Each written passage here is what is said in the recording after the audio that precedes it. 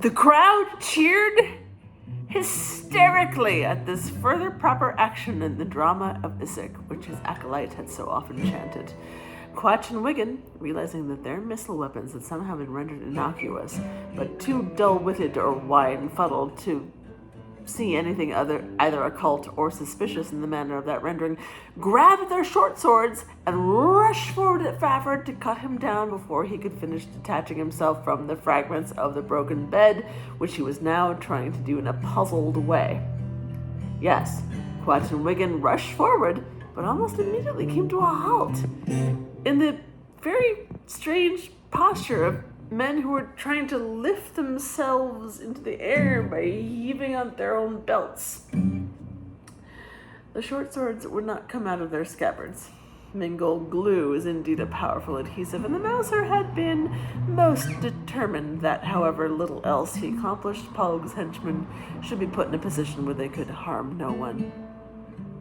However, he had been able to do nothing in the way of pulling Grilly's fangs, as the tiny man was most sharp-witted himself, and Pug kept him closely at his side.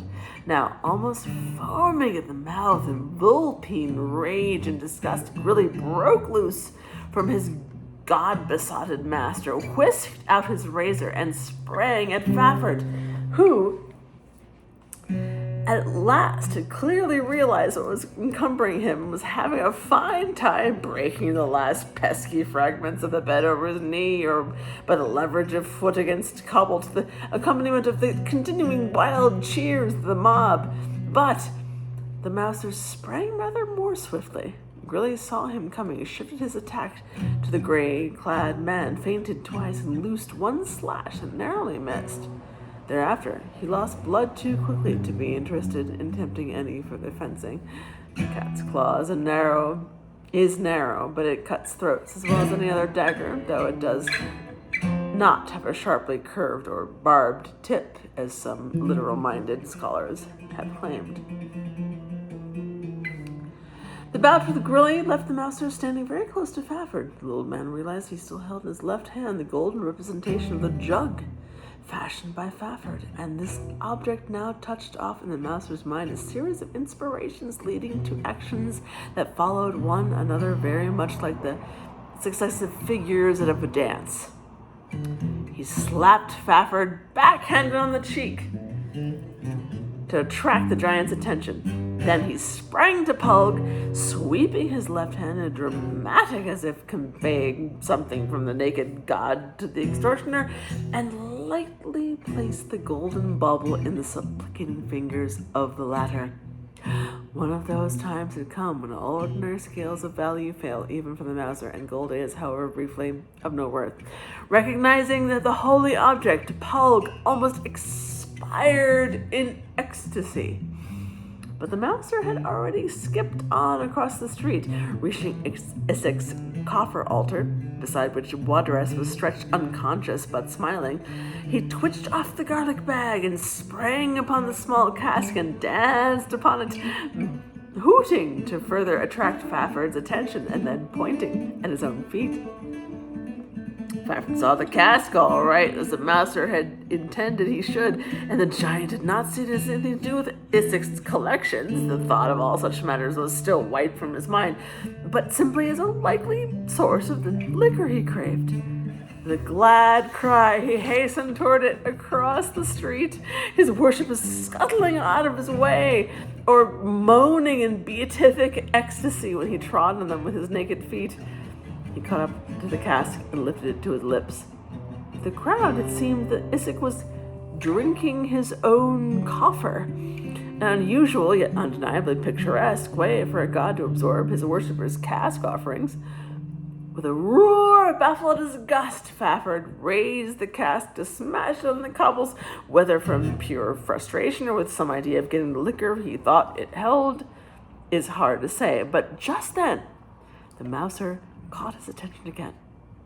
The small man had snatched 2 tankards of ale from an abandoned tray and was pouring the heady liquid back and forth between them, and the high-piled foam trailed down the sides. Tucking the cask under his left arm, for many drunkards have a curious, prudent habit of absentmindedly hanging on to things, especially if they may contain liquor, Fafhrd set out again after the mouser, who ducked into the darkness of the nearest portico, and then danced out again and led Fafhrd in a great circle all the way round the rolling congregation. Literally viewed, it was hardly an edifying spectacle. A large god stumbling after a small gray demon and grasping at a tankard of beer that just kept eluding him, but the Lankhmarians were already viewing it under the guise of 24 different allegories and symbolisms, several of which were later written up in learned scrolls. Second time through the portico, Isik and the small gray demon did not come out again. A large chorus of mixed voices kept up expectant and fearful cries for some time, but the two supernatural beings did not reappear. Lankhmar is full of mazy alleyways, and the stretch of Street of Gods is particularly rich in them, some of them leading by dark and circuitous routes to localities as distant as the docks. But the Isekians, old-timers and new converts alike, largely did not even consider such mundane avenues in analyzing their gods' disappearance. Gods have their own doorways into and out of space and time. It is their nature to vanish suddenly and inexplicably. Brief appearances are all we can hope for from a god whose chief life drama on Earth has already been played. And indeed, it might prove uncomfortable if he hung around very long, protracting a second coming. Too great a strain on everybody's nerves, for one thing. The large crowd of those who had been granted the vision of Isik was slow in dispersing. This might well have been expected. They had much to tell each other, much about which to speculate, and inevitably to argue. The blasphemous attack of Quach and Wigan on the god was belatedly recalled and avenged, though some already viewed the incident as part of a general allegory. The two bullies were lucky to escape with their lives after an extensive mauling.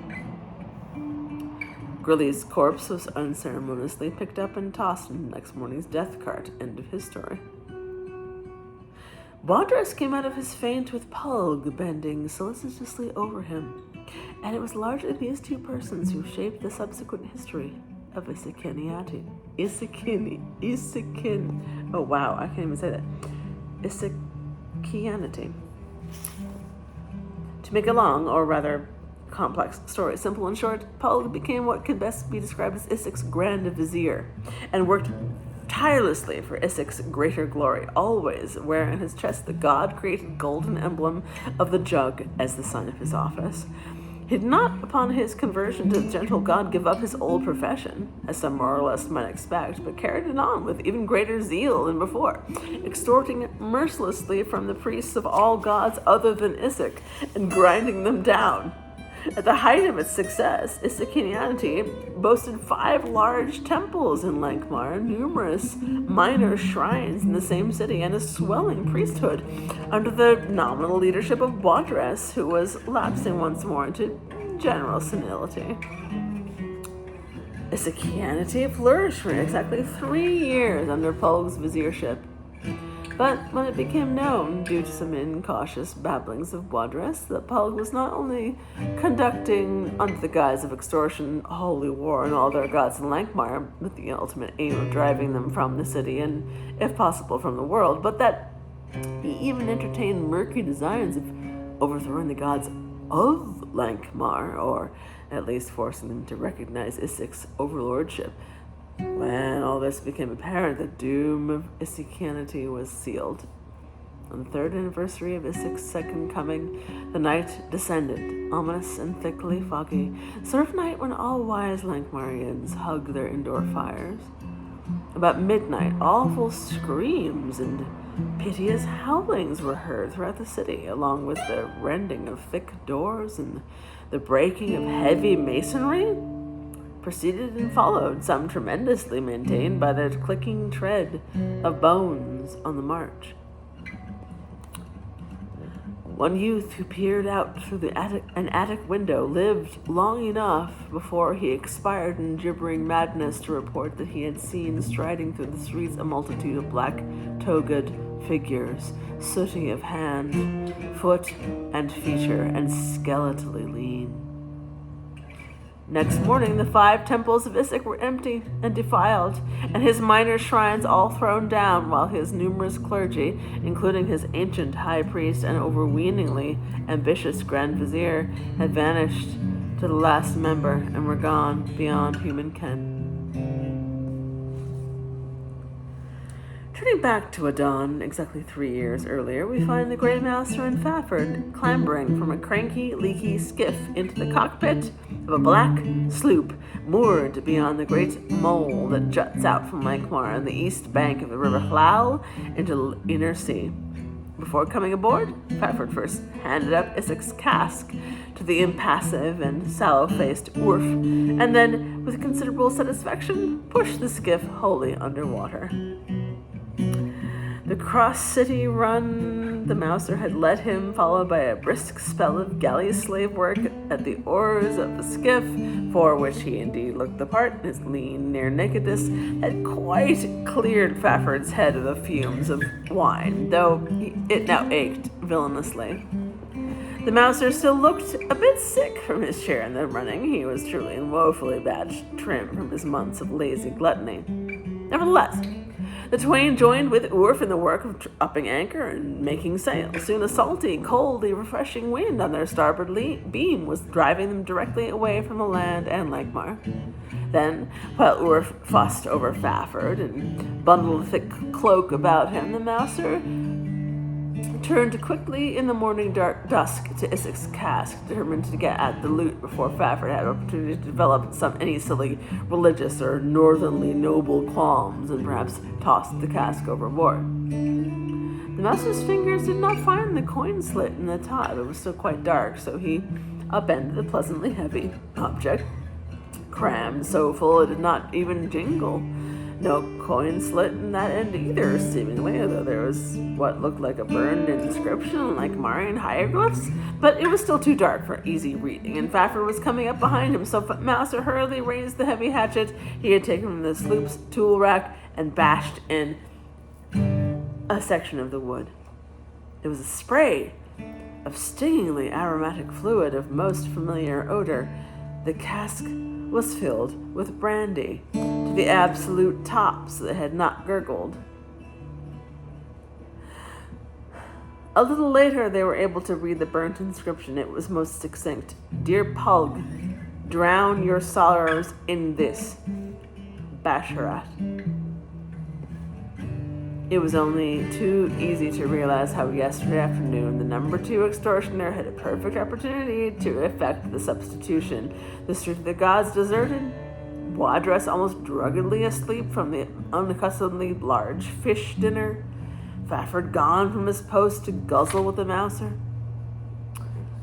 "That explains why Basharat was not on hand last night," the Mouser said thoughtfully. Fafford was for throwing the cask overboard, not from any disappointment at losing loot, but because of a revulsion at its contents. But the Mouser set aside the cask for Urf to close and store away. He knew that such revulsions passed.